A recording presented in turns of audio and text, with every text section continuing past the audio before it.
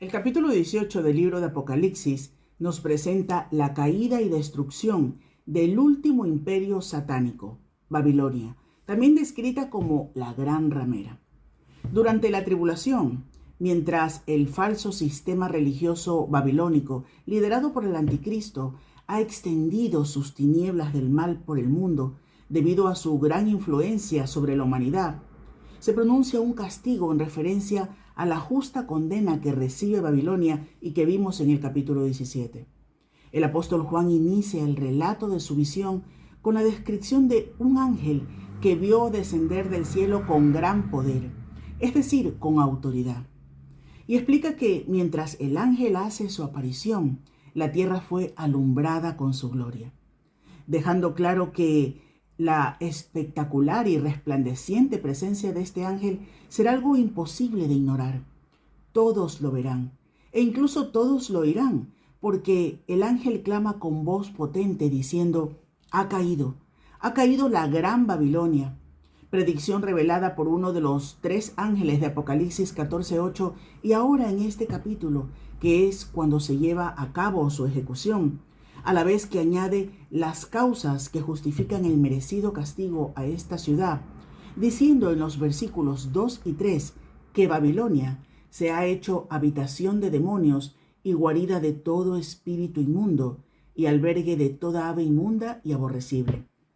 Porque todas las naciones han bebido del vino del furor de su fornicación, y los reyes de la tierra han fornicado con ella, y los mercaderes de la tierra se han enriquecido de la potencia de sus deleites. Hay términos globales pronunciados en estos versículos que no dejan lugar a duda sobre la magnitud y el alcance de este castigo. Dice todas las naciones, todos los reyes, todos los mercaderes. En este capítulo encontramos descripciones tan gráficas, tan aterradoras y grotescas sobre el espantoso final de una ciudad llamada Babilonia y sus dominios. Porque aunque es obvio que hace referencia a una ciudad, Babilonia es descrita como una ciudad por 5 ocasiones en este capítulo, no podemos olvidarnos que se trata de una ciudad cuya influencia es global, donde ejerce el centro de operaciones Satanás, donde maniobra sus alianzas, desde donde dirige su poder religioso, su poder comercial y depravado, a través del cual seduce a los incrédulos, cayendo estos embriagados en fornicación espiritual, siendo atraídas personas de todo el mundo, líderes religiosos del materialismo, pioneros de ideas intelectuales destructivas que mueven masas, eruditos del sistema, mercaderes, políticos, reyes. Se trata de una sociedad arrogante que vive en indulgencia pecaminosa, próspera en muchos aspectos, pero en bancarrota moral y espiritual. Y aunque es solo una ciudad, su influencia es global, ya que sus ramificaciones se han extendido por toda la tierra, y por tanto su juicio y toda su condena arrastra consigo a todos y cada uno de sus seguidores. Pero la misericordia del Señor aparece nuevamente en los versículos 4 y 5, cuando el apóstol Juan dice: y oí otra voz del cielo que decía: salid de ella, pueblo mío, para que no seáis partícipe de sus pecados, ni recibáis parte de sus plagas, porque sus pecados han llegado hasta el cielo, y Dios se ha acordado de sus maldades. La exhortación de huir de Babilonia que hace este ángel es de carácter urgente. El creyente, en su sentido de integridad y de temor a cometer pecado contra Dios, debe huir de Babilonia y de todos sus dominios satánicos que hay por el mundo. Porque para la rebelde y desafiante Babilonia no habrá perdón, solo castigo, porque rehusará arrepentirse. A continuación hemos preparado un importante estudio sobre este tema. Permanece con nosotros y al final recuerda compartir este programa. El espíritu humanista que dominó Babel ha calado en toda la humanidad. Ese espíritu de confusión del hombre por el hombre. Y así lo hemos visto a lo largo de la historia con la sucesión de reinos arrogantes que ha pasado por la historia de la humanidad. Reinos que responden a la utopía de progresar, crear, huir de Dios. No necesitamos a Dios. Huir incluso del propio hombre y sus debilidades. Sin embargo, la realidad histórica nos demuestra que Dios no puede ser reemplazado de la historia humana. Sus planes no pueden ser estorbados por una humanidad pecadora. Dice Isaías 43:13 y 46:10. Aún así Dios permite en la libertad que el ser humano transite por su propio camino. Dice Hechos 14:16. Y sin embargo la humanidad ha pretendido erradicarle de la historia. Y cantaba y proclamaba el salmista aquella frase: no queremos que éste reine sobre nosotros. Salmo capítulo 2, versículos 2 al 4. Pero con todo lo que el ser humano ha logrado construir en su historia al margen de Dios, no es más que una gota de agua, una mota en una balanza, imperceptible. Dice el profeta Isaías capítulo 40, versículos 15 y 17, que como nada son todas las naciones delante de Dios. Todo lo que han construido, su poder bélico, su poder tecnológico, su poder científico, su poder económico, no son nada. Y en su comparación, comparado todo lo que ha construido la humanidad con Dios, serán estimadas en menos que nada, en menos que lo que no es. Por ello Dios es quien al final va a tener la última palabra en la historia de la humanidad. Y esta palabra va a ser una palabra de juicio que se abre sobre todo aquello que es fruto del orgullo humano. Toda la Biblia nos viene advirtiendo de esta realidad, pero tristemente no queremos hacer caso y hacemos caso omiso. La Biblia nos advierte de que todo camino y esfuerzo humano ha de ser expuesto ante el juicio de Dios. Y por ello cuando llegamos a Apocalipsis 18, llegamos al final de una vasta sección de todo este libro, que empezó allá por el capítulo 6, ¿ya? Donde Dios nos ha confrontado con la realidad de que todo le pertenece. Nos ha confrontado con la realidad de un juicio inminente.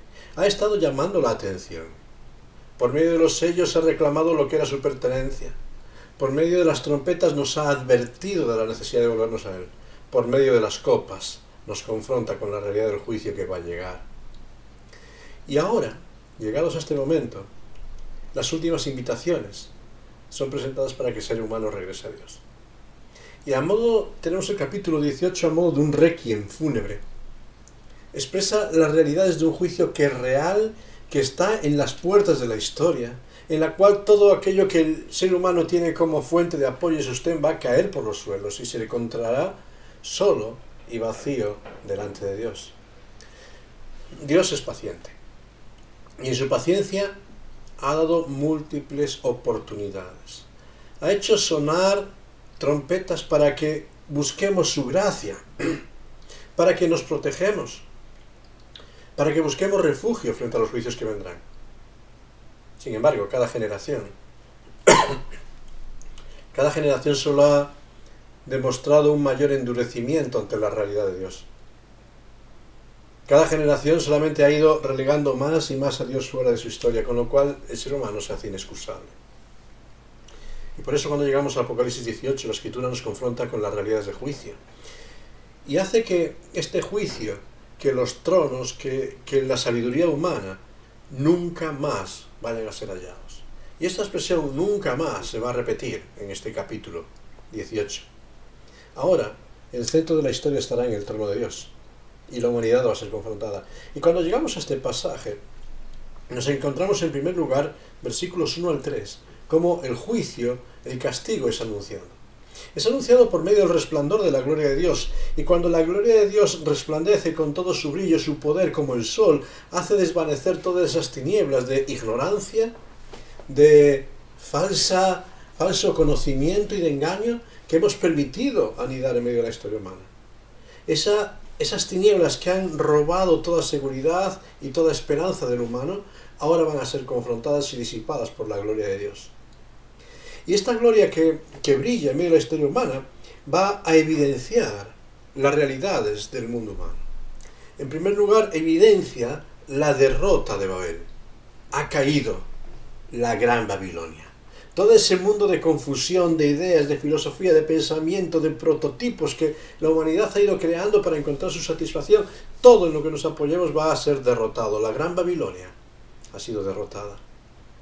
Pero vamos a descubrir, cuando la gloria resplandece, que detrás de todos estos pensamientos humanos, realmente hay una gran influencia demoníaca, una influencia espiritual que está dañando la historia de la humanidad.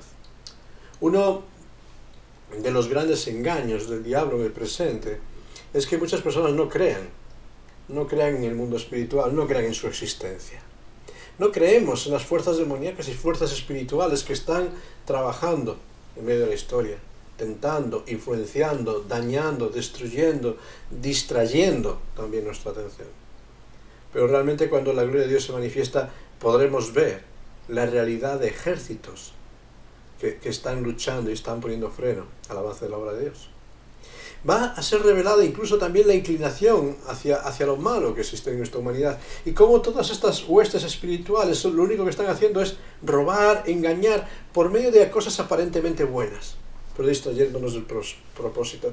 Y ahí la imagen de aves, donde toda ave inmunda y aborrecible va a aparecer por ahí, nos recuerda la imagen del Señor Jesucristo hablando en aquella parábola del sembrador, cómo las aves venían y robaban la semilla que había sido sembrada en tierra. Ave es un símbolo de la obra de Satanás que arrebata todo aquello que Dios quiere hacer de bueno para la historia de la humanidad. Y siempre Satanás está intentando robar la semilla del Evangelio, la verdadera naturaleza de las cosas que han descubierto. La verdadera naturaleza de las cosas que ha abandonado a Dios y se ha entregado en una alocada búsqueda de lo material, del materialismo, la búsqueda del placer. Casi como dijo también el profeta Santiago, el apóstol Santiago, Santiago capítulo 5, versículos del 1 al 5, en medio de esa acumulación de riquezas, donde Santiago reta a aquellos que se han jactado de su material. Dice, habéis acumulado tesoros para los días postreros. Y esos tesoros de la humanidad, del conocimiento, de la sabiduría, incluso de la realización personal o de las riquezas, al final, cuando una persona muere, ¿de qué sirve? Mueren los ricos y mueren los pobres. Mueren los sabios y mueren los necios. Mueren los religiosos y mueren los ateos. Al final, en la hora de la muerte, todo ser humano yace por igual. Débil, desnudo, sin logros. Quizás más recordado o menos recordado. Quizás más acompañado o menos acompañado. Pero muerto. Y nada de lo que ha construido se lo puede llevar, todo se queda aquí. Un castigo real que nos revela la vanidad de la vida sin contar con Dios. En segundo lugar, este pasaje, versículos 4 y 5, nos confronta con una invitación, una última invitación a huir del castigo. Huir del castigo, porque el juicio se va a manifestar sobre una sociedad que está asentada sobre lo material, pero que en lo moral y en lo ético está muerta. Realmente cuando vemos el panorama de los días que nos toca vivir, vemos cómo las realidades materialistas han tomado las riendas de nuestra historia, pero la ética y la moral está arruinada. Y todos podemos reconocer un montón de temas en los cuales diríamos que ha pasado en pocos años en nuestra sociedad, cómo la inmoralidad se ha adueñado de todo. Y una voz nueva resuena desde el cielo, desde el trono de Dios, y clama, salid de ahí. Salid de este mundo babilónico, de este mundo de confusión, de ideologías, salid de este mundo capitalista, mercantilista, salid de ahí. Y fíjate que este no es un mensaje nuevo en la historia de la humanidad. Es el mensaje que recibió ya Noé en aquel primer diluvio para apartarse de su sociedad y empezar a construir aquel arca. Es el mensaje que recibió Abraham para salir de la tierra caldea, de esa tierra de Babilonia ya en sus tiempos, tierra de idolatría, e ir en confianza hacia donde Dios le llevaría. Ese es el mensaje que recibió Lot para salir de la corrupción y la inmoralidad de Sodoma y Gomorra. Génesis 19, versículos 12 y 13. Es ese mensaje que recibió José para salir de tantos atolladeros en su vida y salir corriendo incluso de alguna situación inmoral en la que se encontró.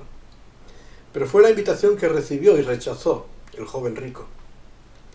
Aquel joven que fue llamado a salir del mundo materialista en el que estaba atrapado y sin embargo amó más las riquezas que a Dios y se fue triste. ¿Sabes? El mensaje que nos está diciendo ya este primer llamado es que no es posible recibir el perdón, tener esperanza de vida eterna, tener esperanza frente a los juicios que vendrán sin una ruptura con las cadenas de este mundo. Es decir, no hay esperanza de vida eterna sin arrepentimiento de haber vivido en los engaños de nuestro pasado. Y esta ruptura es esencial. Necesitamos salir. No podemos pretender alcanzar la bendición y el perdón de Dios viviendo bajo los designios de complacencia a Babilonia, a la confusión y a la ideología humana.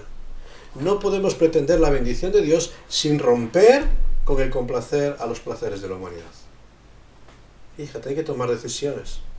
Es necesario enfrentar todas estas luchas, huir del castigo. Ahora, ¿a quién habla Dios en este pasaje? Y el pasaje dice en estos versículos 4 o 5 que Dios habla al pueblo mío. Aquellos que Dios está invitando para que sean su pueblo. El pueblo de Dios también, en la actualidad, podríamos incluso referirnos a la iglesia. Un pueblo que, al igual que en tiempos de Lot, vive enredado en los negocios de este mundo. Rodeado de Sodoma y Gomorra. Rodeados de inmoralidad. Afectados por las prácticas. Influenciados por el pensamiento social de realización, de acumulación, de construir vida material, obviando en muchas cosas la importancia de la dimensión espiritual y de la vida espiritual, priorizando nuestros estudios, nuestro trabajo, nuestra posición y reconocimiento humano a la gloria de Dios, priorizando lo humano a lo divino. Y en medio de esta historia, a lo largo de toda la Escritura hay un llamado constante de Dios para su pueblo, para apartarse del mundo, para no conformarse, como dijera el apóstol Pablo, con los rudimentos de este mundo, para romper con las prácticas de este tiempo. Todo puede ser bueno, todo puede ser muy especial, pero no podemos dejar dominar nuestra vida y nuestra alma por ello. Tenemos un llamado mucho más alto. ¿Y por qué? ¿Para qué lo dice? ¿Para qué dice esto? ¿Para qué invita a Dios a aquellos que tienen cierto temor de Él a huir de la corrupción del presente? Dice, para no hacerse partícipes del pecado. Porque el materialismo, los placeres demoníacos engañan vidas de forma atroz y a veces nos encontramos participando de cosas que nos roban el gozo, nos roban la vida, nos roban la esperanza, nos roban, como esas aves roban la semilla, nos roban todo lo bueno que Dios quiere sembrar. Nos dice, huye, arrepiéntete para no recibir parte de sus plagas, para que ese juicio que va a venir no caiga sobre ti. Huye, arrepiéntete, porque Dios ya ha traído a memoria sus maldades. El tiempo del juicio ha llegado. La paciencia de Dios se ha colmado. Y el pueblo de Dios sabe que Dios ha olvidado sus pecados, pero necesita salir de en medio de ellos. Para el rebelde e impío no hay perdón, sino juicio. Pero para el que escucha la voz de Dios hay perdón. Y por eso, pueblo de Dios, aquellos que hablamos de Dios y tenemos temor de Dios, es tiempo de dar un paso al frente. Un paso para distanciarse de la corrupción de este mundo y seguir la voluntad de Dios. Dar un paso de identificación, porque por sus frutos los conoceréis, dice la Escritura. Un paso que nos distancie de la inmoralidad, un paso de denuncia de la corrupción, un paso de proclamación de la vida de Dios, un paso de identificarse con la santidad. Es necesario huir del castigo por medio del arrepentimiento, por medio de la fe. Ahora, ¿cuál va a ser el castigo? ¿Cómo se va a definir este castigo? Versículos 6 al 8 también nos va a definir el castigo que viene. Y es a modo de una oración imprecatoria. Cuando hablamos de oraciones imprecatorias estamos hablando de esas oraciones en las que se pide que el juicio se derrame sobre el culpable, sobre el enemigo. Y aquí nos encontramos como lo que se demanda, versículo 6, es la justa retribución de la injusticia y la inmoralidad. Y esta oración es dadle como ella ha dado. Es decir, que esta sociedad y esta humanidad que ha vivido de espaldas a Dios sembrando engaño va a recibir lo que ha sembrado. Va a recibir la justa retribución. Va a recibir, dadle, dice la Escritura, el doble. ¿Sabes? Este concepto de doble nos retrotrae a la ley. Y habla de todo el sentido de juicio justo, total y pleno. Éxodo 22, versículos 4, 7 y 9, constantemente nos habla de cuando alguien había defraudado, había robado algo y era encontrado con las manos en la masa, como decimos ahora, con lo robado en sus manos, pues tenía que pagar el doble de lo que había defraudado. Era una sanción, una multa que va más allá. Realmente, esto es lo que está diciéndonos este texto. Va a haber una retribución que es justa, porque es lo que has sembrado, que es de justicia también, es una sanción, y que tiene que ver también con el mismo cáliz que dio a las naciones, con lo que ha hecho. Esta ley del talión, ¿verdad?, que nos suena tanto, del ojo por ojo, que nos habla de la justa retribución. La ley del talión no es una ley de venganza, como a veces piensan algunos por ahí. Es una ley de justa retribución, de tal forma que si alguien ha quitado un ojo no podía ir la sanción más allá del otro ojo. Una justa retribución, ojo por ojo, equitativa. Pero cuando este cáliz ha sido derramado sobre las naciones, aquello que han derramado de ira, de maldad, de corrupción, y se les abone, ¿podrá esta sociedad decir que Dios es injusto? ¿O estarán recogiendo lo que han derramado? En tantas ocasiones en nuestros días escuchamos decir que Dios es injusto y que un Dios de amor no puede castigar con ira al ser humano. Pero Dios lo que nos está diciendo es que cuando llegan sus juicios a la tierra, llegan para devolver al hombre lo que ha sembrado, lo que ha derramado, lo que ha dado. Es la justa retribución. Porque a veces cuando la justicia tiene que ver conmigo, la justifico. Pero cuando tiene que ver con aquel que me ha hecho daño, necesito que se cumpla. Decimos que Dios es injusto por muchas cosas. Pero Dios nos dice que Él lo único que está permitiendo y derramando sobre esta sociedad es la justa retribución de lo que el ser humano ha sembrado. Esta mañana alguien me hablaba de un Dios justo como permite inundaciones torrenciales, por ejemplo. Por ejemplo, como hemos vivido este año. Y por otro lado veo a científicos proclamar ideas acerca de cambios climáticos y cómo estamos dañando la ecología. ¿Quién está dañando la ecología, Dios o nosotros? ¿Quién está alterando los órdenes de este planeta con el abuso en muchas cosas, Dios o nosotros? ¿Quién es el culpable de que toda la creación esté sufriendo desajustes, Dios o nosotros? Y podríamos repasar otros temas, pero no es el plan aquí. Al final el juicio de Dios es la justa retribución que viene sobre lo que el ser humano ha hecho viviendo al margen de las directrices de Dios. Y este castigo viene a causa de ¿qué? Y ahí versículo 7 nos va a definir los 3 pecados del humanismo. Los 3 pecados que van a confrontar a todo ser humano para ese juicio. El primero, el pecado del orgullo. El orgullo se ha glorificado, se ha endiosado, vamos a usar esta palabra.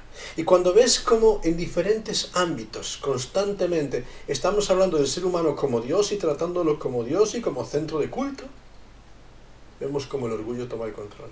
Cuando nos negamos a recibir el conocimiento que viene de Dios porque nosotros ya lo sabemos todo y no necesitamos que nadie nos diga nada.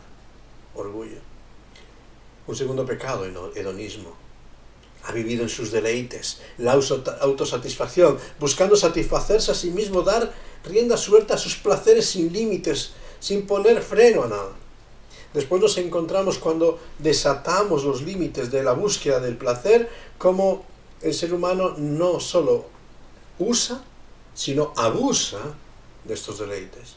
Y encontramos una sociedad llena de adicciones, de corrupciones, de violencia, que son el fruto de dar respuesta a lo que deseamos, a lo que queremos, sin ver la justicia, sin ver el orden, sin ver los límites. Hedonismo.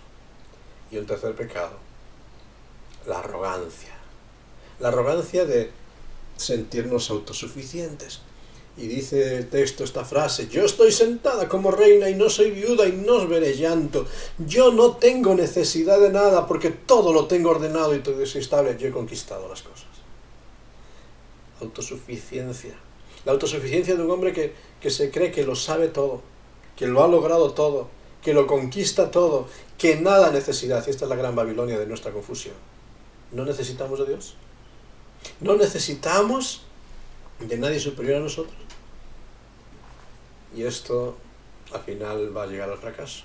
Y por mucho que diga no veré llanto, es nuestra sociedad hoy en día ya está llorando. Está llorando la tragedia de su desesperanza y desazón. ¿Y cuáles son las consecuencias? Dice ese texto, estos dos versículos, 7 y 8. Las consecuencias nos las refiere en el versículo 7 como tormento y llanto. Y estas dos palabras, unidas a lo largo de la Escritura, están muy ligadas con la idea del infierno. Claro, tema tabú para muchos en nuestros días. Pero a lo largo de la Biblia podemos hablar del infierno como algo real. El infierno es un lugar de tormento que no ha sido creado para el ser humano. Ha sido creado para el diablo y sus huestes. Pero cuando el ser humano rechaza la vida y la gloria que Dios ofrece, lo único que queda es el infierno y el castigo que Dios no quiere. Tormento y llanto. Tormento y el llanto de aquellos que han abandonado a Dios para seguir los propios designios de su voluntad. Aunque dicen no veré llanto, lo que le espera es el llanto del infierno, de la separación eterna de la presencia de Dios. Llegará, dice el pecado, a destrucción instantánea y completa. En un solo día, todo aquello que el ser humano ha tenido como fuente de seguridad se desvanecerá. La fragilidad del ser humano quedará demostrada. A lo largo de la historia hemos visto y hemos sido confrontados por las trompetas de Dios que nos demuestran la debilidad del humano. Debilidad física, debilidad material, debilidad donde todo lo perdemos de la noche a la mañana en un momento, en un chasquido. Y eso llegará en ese momento cuando todo poder sobre sabiduría, paz, refugio humano se va a desvanecer y vamos a quedar desnudos y confrontados delante del Dios vivo, sin nada que argumentar. Porque este castigo, nos dice en tercer lugar estos versículos, va a ser seguro e inevitable. Porque es el castigo que dicta el Dios justo, el Dios santo que juzga. Todo el poder de la maldad humana, todo el poder de los demonios actuando en esta sociedad, no será suficiente para librar de la mano poderosa del Dios creador y juez. Y constantemente la Escritura nos confronta con esta realidad. ¿Quién podrá mantenerse en pie? ¿En qué podrás sostenerte cuando llegue ese día del juicio? Este es el castigo. Y tras definir el castigo, versículos 9 al 19 de Apocalipsis 18 nos van a presentar un gran lamento. Un gran lamento. Porque realmente nos va a confrontar con lo que es la realidad de la humanidad en el día de hoy. Porque no hay nada más triste y esclarecedor en la humanidad que la falta de pesar por el pecado. Hablo con muchas personas, hablamos con muchas personas viviendo tormentas en su vida. Y todo lo que hacemos es buscar culpables alrededor. No asumimos nunca nuestra responsabilidad. Siempre buscamos lamentarnos de nuestra mala suerte o de nuestra desazón, pero nunca vamos a lamentarnos de nuestro pecado. Y estos versículos 9 a 19 nos confrontan con una humanidad que, lejos de lamentarse por su pecado, por su olvido de Dios, por sus fracasos, por sus errores, se lamentan por sus pérdidas. A veces me parece muy ilustrativo ciertos panoramas que vemos cuando vemos a nuestros gobernantes discutir sobre la base del y tú más, y nadie se hace responsable de sus errores, de sus fracasos. Todo se quiere tapar, y en lugar de lamentarse del pecado se lamentan de sus pérdidas. Versículo 9 nos habla de los reyes de la tierra, todo sistema de gobierno humano, y a lo largo de la historia de la humanidad hemos pasado por todo tipo de sistemas, tanto totalitarios como democráticos, tanto impuestos por la fuerza como gobiernos consentidos, gobiernos que se han deleitado tristemente a lo largo de la historia en el abuso, la inmoralidad y en dar la espalda a Dios. Lejos de preocuparse del bienestar, se han preocupado del extorsionar, lamentando, sin embargo, en vez de reconocer sus fracasos, lamentando la pérdida de poder. Los reyes de la tierra lamentándose que su ámbito de poder, de dominio donde se estaba realizando, va desapareciendo y no tienen sobre quién reinar. En segundo lugar, hay un lamento de todo el sistema materialista humano, el comercio humano, versículo 11 en adelante. Todo este sistema de comercio. La religión incluso también como un sistema comercial. Cuando habla ahí del comercio de almas en el versículo 13. Un sistema donde se ha traficado con las almas, intentando vender indulgencias, bulas, intentando decir al ser humano que puede comprar la salvación y que puede merecerla por medio de pagos monetarios, de rituales, de sacrificios o de penitencias. Sí, el comercio humano y la religión humana han hecho mercadería con todo el humanismo. Y sin embargo se lamentan no de sus errores, sino de que no pueden mantener sus ventas, no pueden mantener su negocio. Cuando leemos el libro de Juan Bunyan, El Peregrino, es lo que él define como la gran feria de las vanidades. Las vanidades de nuestro mundo, todo ruido, sonido, ven, vas a ser feliz, sigue por aquí, y todo nos está alejando y engañando en medio del ruido, de las luces, del negocio, nos está alejando de Dios. Y al final, el castigo nos confronta con la bancarrota del humanismo. Ese humanismo que reniega de Dios, dice en este versículo 14, donde todos los frutos codiciados y las cosas exquisitas nunca más van a ser halladas. Y fíjate cómo esto del fruto codiciado nos lleva otra vez a Génesis. Génesis 3, aquel fruto codiciado que era agradable, que era deseable, que alcanzaría sabiduría, que le daría libertad, y lo único que hizo fue meter a la humanidad en sus cadenas. Esos frutos codiciados, esas cosas exquisitas, esas cosas que nos prometen que van a acabar con todas nuestras necesidades, no se van a hallar más. Y se van a encontrar realmente vacíos de contenido. Y vamos a confrontar la realidad de las cosas, que sin Dios nada tiene sentido. Es la ilustración real de toda una sociedad que, pretendiendo ganar el mundo, están perdiendo su alma. Pretendiendo ganar todo aquí, están olvidándose de una eternidad que no podrán alcanzar. Un lamento. Ahora, ¿por qué tiene que llegar este castigo? Y es importante esta frase. Los últimos versículos 21 al 24 nos confrontan con este argumento. Va a ser un castigo completo, que va a afectar todas las áreas de la humanidad. Cuando leemos versículos 21 al 23, vamos a ver que es un castigo que se va a derramar, versículo 21, sobre Babilonia, la gran ciudad, sobre la civilización. Sobre toda esta civilización basada en lo humano, en la búsqueda de argumentos al margen de Dios, nos dice que nunca más será hallada. La civilización humana nunca va a ser más hallada. Versículo 22, primera parte. Va a ser un juicio que se derrame sobre las artes. Esa música de arpistas, músicos, flautistas, trompeteros que nos distraen, generan placer, nos llevan a movernos de un lado para otro sin pensar realmente en lo eterno. Dice que esa voz no se oirá más. Versículo 22 también. Esos artífices, esos oficios, esos artilugios tecnológicos que nos facilitan la vida y que nos ofrecen todo tipo de garantías y seguridad para que no caigamos en ningún fracaso, no se hallarán más. No habrá artilugios. Sigue diciendo el versículo 23, esa luz artificial, esa luz que buscamos de la ciencia, del conocimiento para encontrar realmente sentido a la vida, esa luz por medio de la cual queremos seguir como en Babel, huyendo de los juicios de Dios, por medio de encontrar escapatorias. Esa luz que nos dice en el presente que podemos lograr la inmortalidad. Esa luz de la ciencia, dice el versículo 23, no alumbrará más. Pero incluso esa lascivia humana, esos deseos y pasiones humanas, esa voz de esposo y esposa en su ámbito de placer, dice, no se oirá más. No habrá más voz de felicidad, de gozo, de dicha, de deseos, de pasiones, de ciencia, de tecnología, de arte, de civilización. No existirá más. Todo va a ser acallado. Y al final, confrontados en el silencio, va a haber un castigo necesario. ¿Por qué?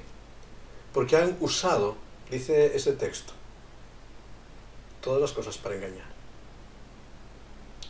Han usado las riquezas para medrar en egoísmo y no para ayudar. Se ha perdido la perspectiva del bienestar común en pro del autodesarrollo. Y cada vez vemos, y es un argumento que en estos días estamos escuchando mucho cuando seguimos ciertos ámbitos, cómo la riqueza humana cada vez está en manos de menos personas. Hay personas cada vez más ricas y la multitud más necesitada. Se usa la riqueza para medrar en el egoísmo, para acaparar y no para ayudar y cooperar. Porque han usado, dice en segundo lugar, de sus hechicerías para engañar, Y es muy curioso el uso del término hechicerías a lo largo de la Biblia, porque a veces hechicerías ya nos lleva a la brujería y cosas de estas. Pero el término griego que se está traduciendo es el término farmakeia, que habla de la hechicería, pero sobre todo como se usaba en aquel momento por medio de todo tipo de drogas. Drogas que de forma más potente o menos potente inhiben la capacidad de raciocinio y de pensamiento para meternos en alucinaciones y en visiones de todo tipo. Hechicerías que por medio de amuletos, supersticiones, invocaciones de poderes ocultos o por medio de sustancias intentan amedretarnos para no usar nuestra conciencia y buscar a Dios. Y de esto hay mucho en nuestros días. Estamos escuchando de estas plagas que están dándose en las calles en Estados Unidos de jóvenes totalmente destrozados. Podemos hablar con personas que trabajan en el ámbito de la drogadicción en nuestros días de generaciones completamente destrozadas por drogas sintéticas, que no están dañando solo el cuerpo, sino totalmente destrozando sus mentes de forma completa. Podemos hablar de la realidad de poderes que intentan impresionar y presionar a las personas prometiendo lo que sea, prometiendo huir de sus realidades para tenerles cautivos y destrozarles por completo. Y cada día más estas farmaqueias, estos fármacos, esta drogadicción se está dando en una sociedad que para escapar de sus ansiedades y sus temores usa todo tipo de fármacos, en vez de confrontar nuestra realidad buscando a Dios. Y en último lugar nos dice que es un juicio, porque se halló la sangre de profetas, de santos y de todos los que han sido muertos en la tierra. Es un juicio porque han usado la fuerza para matar a aquellos que son enviados de Dios. Porque lejos de entender y escuchar las voces que advierten, las destruyen, las pisotean y las matan. Y esta es la realidad que nos toca vivir ya en el presente. En el presente la radicalización se está tomando el control. Y cuando quieres hablar en nombre de Dios eres acallado, insultado, pisoteado en muchos aspectos. En países perseguido y en otros ámbitos se intenta acallar ese mensaje que traiga vida de parte de Dios. Queremos seguir viendo las tinieblas y apagar toda luz. Y el castigo vendrá a una humanidad que ha rechazado por completo la voz de Dios. Y por eso, con todo este panorama real que nos rodea, ¿cómo podemos concluir? Y quiero invitarte a concluir con una parábola que contaba el Señor Jesús y que encontramos en el Evangelio de Lucas capítulo 12. En medio de una humanidad donde el ser humano quiere crecer, construir, estudiar, desarrollarse, lograr ser más alto en lo humano, lograr medrar y atesorar más bienes en esta tierra, ¿qué nos ocurre? Y dice allí el Señor Jesucristo, también le refirió una parábola, diciendo, la heredad de un hombre rico había producido mucho. Y él pensaba dentro de sí diciendo, ¿qué haré porque no tengo donde guardar mis frutos? Y eso dijo, esto haré, derribaré mis graneros y los edificaré mayores y allí guardaré todos mis frutos y mis bienes y diré a mi alma, alma, muchos bienes tienes guardados para muchos años, repósate, come, bebe, regocíjate, sé feliz. Pero Dios le dijo, necio, esta noche vienen a pedirte tu alma. ¿Y lo que has provisto de quién será?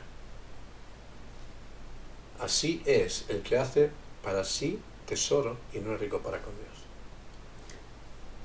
Todo sistema de poder humano, de la Babilonia, del engaño del presente, va a ser derrotado. Y tú, amigo, tu hermano, y yo, ¿sobre qué estamos construyendo nuestra vida? ¿Sobre aquello que va a ser destruido?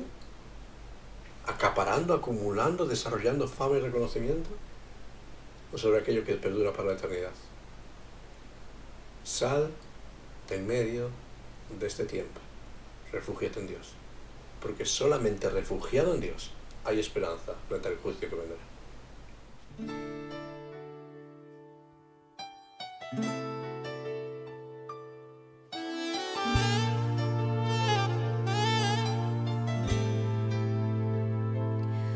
Aquí estamos, con la espada en nuestras manos, todavía, con algunos años más y alguna herida, pero aún en pie luchando día a día, anhelando anhelando verte a ti. Aquí estamos, aunque algunos ya no están a nuestro lado. Ya el otoño arrasó con el verano y el invierno será crudo, pero aquí estamos. La primavera llegará, nuestra barca hizo agua tantas veces en la noche, y si no se hundió jamás fue por tu mano, no por nuestra habilidad, sino por tu compasión. Aquí estamos, sabedores de que solo fue tu gracia, y conscientes de que siempre habrá un mañana. En tu nombre y por la fe, aquí estamos.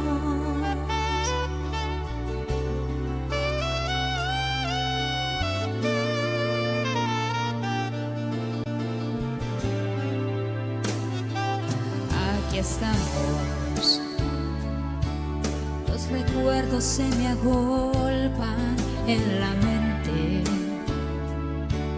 y en algún momento tu figura emerge. No sé cómo, pero siempre, siempre estás presente en el tiempo y el lugar. Aquí estamos. Nuestro paso aún es firme a tu lado. Nuestros ojos aún te miran caminando. Casi, casi ya te tocan nuestras manos. Llegaremos hasta ti.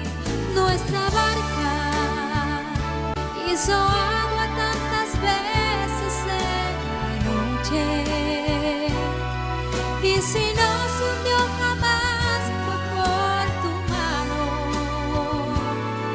no por nuestra habilidad, sino por tu compasión. Aquí estamos, sabedores de que solo fue tu gracia, y conscientes de que siempre habrá un mañana. En tu nombre y por la fe, aquí estamos.